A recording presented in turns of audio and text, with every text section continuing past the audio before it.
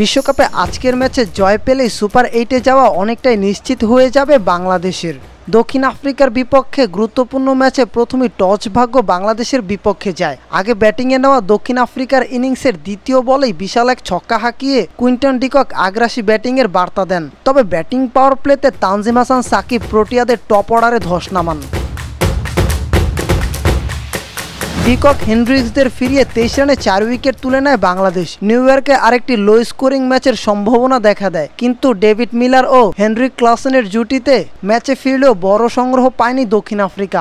শেষ পর্যন্ত নির্ধারিত 20 ওভারে 6 উইকেট হারিয়ে 113 রান করে মার্করামের দল। টস হেরে বল করতে নেমে ইনিংসের প্রথম ওভারে প্রোটিয়া ওপেনার রেজা হেনড্রিক্সকে এলবিডব্লিউর ফাঁদে ফেলেন পেসার তানজিম হাসান সাকিব। এরপর তৃতীয় ওভারে দলীয় 19 রানে আরেক ওপেনার কুইন্টন ডিকককে বোল্ড করেন সাকিব। 2 ওপেনারকে হারিয়ে চাপে পড়া প্রোটিয়া আরও চাপে পড়ে ব্যাটিং পাওয়ার প্লেতে আরও 2 উইকেট হারিয়ে। সাকিবের দেখানো পথে হেঁটে দক্ষিণ আফ্রিকার অধিনায়ক এডেন মার্করামকে বোল্ড করেন তাসকিন আহমেদ। ইনিংসের পঞ্চম ওভারে আবারও আঘাত হানেন সাকিব। এবার ক্রিস্টান স্টিভসকে ফেরান সাকিব। দলীয় 23 রানে 4 উইকেট হারানো প্রোটিয়াদের হাল ধরেন মিলার ও ক্লাসেন।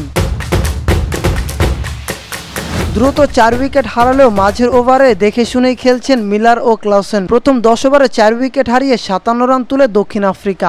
মিলার ক্লাসেন জুটিতে ক্রমেই দেখে শুনে খেলে যখন ভয়ানক হয়ে উঠছিলেন, তখনই ইনিংসের 18তম ওভারে ক্লাসেনকে 44 বলে 46 রানে বোল্ড করে ফেরান তাসকিন আহমেদ। 19তম ওভারে রিশাদ হোসেন মিলারকে বোল্ড করলেই অল্পতেই থামে আফ্রিকা।